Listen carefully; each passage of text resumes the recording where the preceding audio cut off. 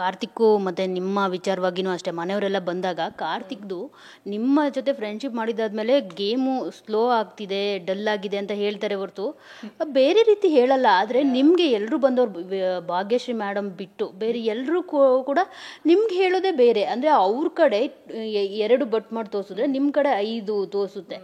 ಯಾಕೆ ಹುಡುಗಿರಿಗೆ ನೀವು ಇವಾಗ ಕೇಳಿದ್ ಹೆಂಗಿತ್ತು ಅಂದರೆ ನನಗೆ ಶಾಕ್ ಆಯಿತು. ನಾನು ಈಗ ತಾನೇ ಕಾರಲ್ಲಿ ಬರ್ತಾ ಭಾಗ್ಯಶ್ರೀ ಮ್ಯಾಮ್ ಜೊತೆ ಇದನ್ನೇ ಮಾತಾಡ್ಕೊಂಡ್ ಬಂದಿದ್ದು. ಮ್ಯಾಮ್ ನೀವು ಒಬ್ಬರೇ ನನಗೆ ಕೆಡ್ದಾಗ ಹೇಳಲಿಲ್ಲ, ಇನ್ನೆಲ್ಲರೂ ನನಗೆ ಕೆಡ್ದಾಗ ಹೇಳ್ತಾರೆ. ಕಾರ್ತಿಕ್ಗೆ ಮಾತ್ರ ಗೇಮ್ ಇವಳಿಂದ ಕಡಿಮೆ, ಐ ಮೀನ್ ನಮ್ರತಾ ನಿನ್ನ ಕ್ಯಾರೆಕ್ಟರ್ ಹೋಗ್ತಾ ಇದೆ, ಕಾರ್ತಿಕ್ ನಿನ್ನ ಕ್ಯಾರೆಕ್ಟರ್ ಹೋಗ್ತಾ ಇಲ್ಲ, ನಿಂದು ಗೇಮ್ ಮಾತ್ರ ಸ್ಲೋ ಆಗ್ತದೆ ನಮ್ರತನಿಂದ ಅಂತ ಹೇಳಿದ್ರು ಮ್ಯಾಮ್. ನನಗದು ಬೇಜಾರಾಯಿತು ಅಂತ ನಾನು ಭಾಗ್ಯಶ್ರೀ ಮ್ಯಾಮ್ ಹತ್ರ ಮಾತಾಡ್ತಾ ಇದ್ದೆ.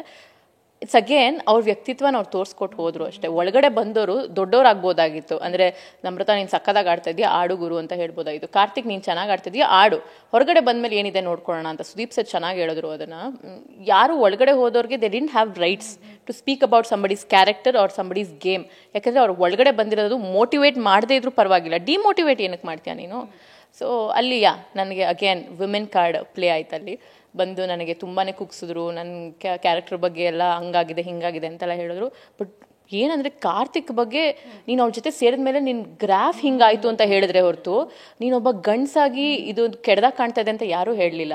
ಸೊ ಆನ್ಸರು ಅಲ್ಲೇ ಇದೆ. ಈವನ್ ಸಂಗೀತ ಅವ್ರ ವಿಚಾರಕ್ಕೂ ಅದೇ ಥರ ಆಗುತ್ತೆ. ಅಂದರೆ ಒಬ್ಬ ಹುಡುಗಿಯಾಗಿ ಹೇಗೆ ಅಷ್ಟೊಂದೆಲ್ಲ ಇದು ಮಾಡ್ತಾರೆ, ಕೌಂಟರ್ಸ್ ಕೊಡ್ತಾರೆ, ಲೈಕ್ ಬೇರೆಯವ್ರನ್ನ ತುಳಿತಾರೆ, ಕಾರ್ತಿಕ್ನ ತುಳಿತಿದ್ದಾರೆ ಅಂತ ಈವನ್ ಕಾರ್ತಿಕ್ಕು ಹೇಳ್ತಾರೆ.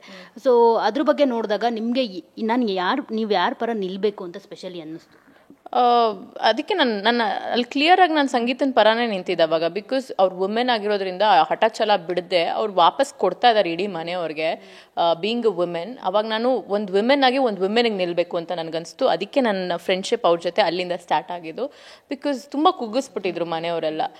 The end of the day ನಾನು ಒಂದು ಹೆಣ್ಣಾಗಿ ಇನ್ನೊಂದು ಹೆಣ್ಣಿಗೆ ಸಪೋರ್ಟ್ ಮಾಡಲಿಲ್ಲ ಅಂದರೆ ಇನ್ನೇನು ಬಂತು. ದಟ್ಸ್ ಹೌ ನಂದು ಸಂಗೀತದ ಫ್ರೆಂಡ್ಶಿಪ್ ಸ್ಟಾರ್ಟ್ ಆಗಿದೆ. ನಿಜವಾಗ್ಲೂ ಅವರು ನೆಗೆಟಿವಾ? ಅದರ್ವೈಸ್ ಅವರು ಹೇಳ್ಕೊಳ್ತಿರ್ತಾರೆ ನಾನು ಒಬ್ಬಳೇ ಇಂಡಿವಿಜುವಲ್ ಆಗಿ ಆಡಿದ್ದೀನಿ, ನಾನು ಒಬ್ಬಳೇ, ಎಲ್ಲರೂ ಒಂದು ಕಡೆ ಆದರೆ ನಾನು ಒಬ್ಬಳೇ ಒಂದು ಕಡೆ ಅಂತ ಸಾಕಷ್ಟು ಬಾರಿ ಅವರು ಅದನ್ನು ನೋಟೆಡ್ ಮಾಡಿ ಹೇಳಿದ್ದಾರೆ. ಬಟ್ ಇನ್ನೊಂದೇನು ಅಂತ ಅಂದರೆ ಅಫ್ಕೋರ್ಸ್ ಇವರೆಲ್ಲರೂ ಆ ಥರ ಮಾತಾಡಿ ಎದುರಾಕೊಂಡಿದ್ರು, ಅದಕ್ಕೆ ಆಲ್ ಬೈ ಒನ್ ಅಂತ ಆ ರೀತಿ ಆಗಿತ್ತು. ಸೊ ಅದ್ರ ಬಗ್ಗೆ ಹೇಳೋದು, ಬೆಂಕಿ ಇಲ್ಲದೆ ಹೊಗೆ ಆಡಲ್ಲ ಅಂತ ಹೇಳ್ತಾರೆ ಗೊತ್ತಾ. ಎಸ್, ಸಂಗೀತ ತುಂಬ ಸತಿ ಇಲ್ದಿರೋ ವಿಷಯಕ್ಕೆ ಟ್ರಿಗರ್ ಆಗಿ ಪ್ರವೋಕ್ ಮಾಡಿರೋದಾಗಿರ್ಬೋದು, ಅಥವಾ ಫ್ರೆಂಡ್ಶಿಪ್ ಮಧ್ಯೆ ಅವ್ರು ತುಂಬ ಜಗಳ ಆಗಿರೋದು. ನನಗೆ ಕಾರ್ತಿಕ್ ತನಿಷಾ ಹೇಳಿದ ಪ್ರಕಾರ ಎಲ್ಲದಕ್ಕೂ ಒಂದು ಸಾರ್ಟ್ ಔಟ್ ಮಾಡಬೇಕಾಗಿತ್ತು, ಒಂದು ವ್ಯಾಲಿಡೇಷನ್ ಕೊಡಬೇಕಾಗಿತ್ತು ಫಾರ್ ಸಂಗೀತ. ಬಟ್ ಇವರಿಬ್ರು ಅದನ್ನು ಎಕ್ಸ್ಪೆಕ್ಟ್ ಮಾಡ್ತಾ ಇರಲಿಲ್ಲ. ಸೊ ಇವ್ರು ಪ್ರವೋಕ್ ಮಾಡಿ ಒಂದು ಅಗ್ಲಿ ಮಾಡಿದ್ದಕ್ಕೇ ಆ ಕಡೆಯಿಂದ ನೆಕ್ಸ್ಟ್ ಲೆವೆಲ್ ಇನ್ನೂ ಡಬಲ್ ರಿಯಾಕ್ಷನ್ ಬಂತು ಅಂತ ನನಗನ್ಸುತ್ತೆ. That's how she went through so much ಅಂತ ಅನಿಸುತ್ತೆ. But you never know, game plan ಆಗಿರ್ಬೋದು ಅದು.